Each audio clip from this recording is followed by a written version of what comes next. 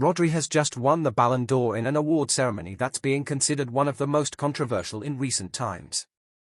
Brazilian forward Vinícius Júnior from Real Madrid, who was initially considered the big favorite to win, didn't even travel to the France football ceremony held in Paris because he already knew he wouldn't be chosen as the world's best player by the magazine.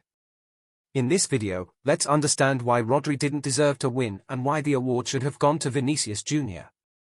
Let's break it down, starting with each player's season. Rodri, who ultimately won, achieved several collective successes. With Manchester City and the Spanish national team, he won the Premier League, marking City's fourth consecutive title, the Club World Cup, beating Fluminense, and the UEFA Super Cup with City. Recently, he also won the Euros with Spain. Comparing these achievements, Vinícius Júnior won 3 trophies with Real Madrid, La Liga, the Champions League, and the Spanish Super Cup. I believe that each collective victory has a different weight. In Rodri's case, winning the Premier League for the 4th time is, of course, impressive. However, the Club World Cup and the UEFA Super Cup don't carry as much weight. Winning the Euros with Spain does hold significant relevance. In Vinícius's case, winning La Liga is relevant, winning the Champions League is highly significant, and he also won the Spanish Super Cup against Barcelona. Next, let's look at the individual numbers. Of course, it's tough to compare a forward to a defensive midfielder since Rodri's job isn't to score goals, yet his numbers were still strong, 9 goals and 14 assists in 50 games, showing consistency as the core player who makes Manchester City's system work, being Guardiola's most crucial piece. Vinícius Júnior played 39 games, scored 24 goals, and provided 11 assists, resulting in 35 direct goal contributions in 39 games, almost a goal contribution per match. In terms of individual impact, Rodri was essential for City's accomplishments but not as central as some claim.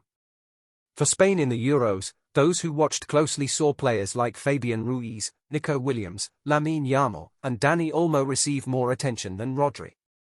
Yet Rodri was named the best player of the tournament, even though he was subbed off at halftime in the final against England, which seems to be the factor granting him this award. As for Vinícius Júnior, he had a mediocre Copa America, there's no defense for that. However, with his club, he was extremely decisive.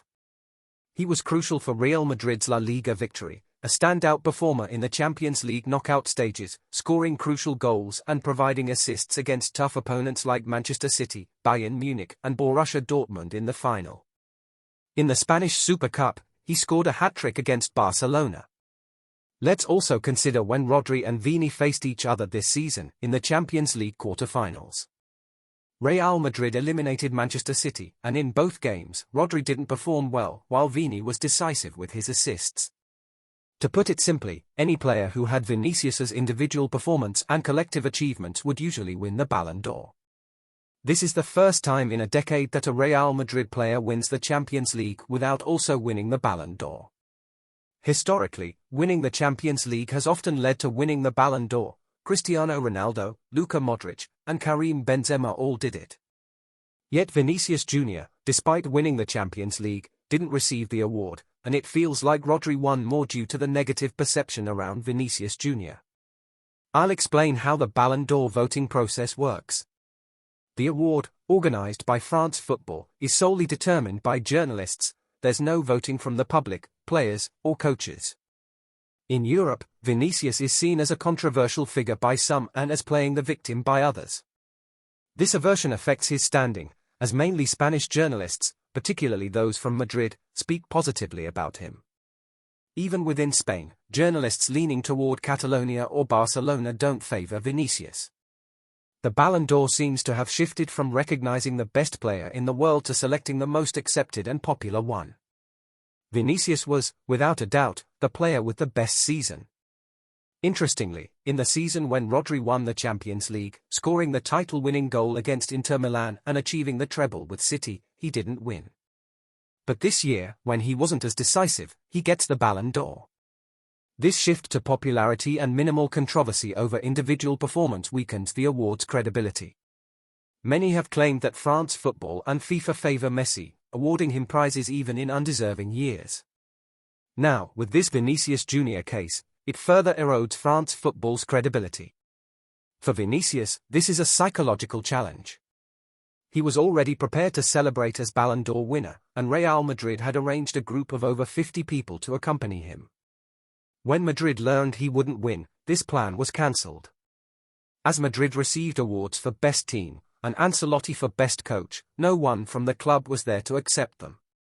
To top it off, this weekend Real Madrid faces Valencia at Mestalla, the same stadium where Vinícius had one of the toughest moments of his career with the insults he faced.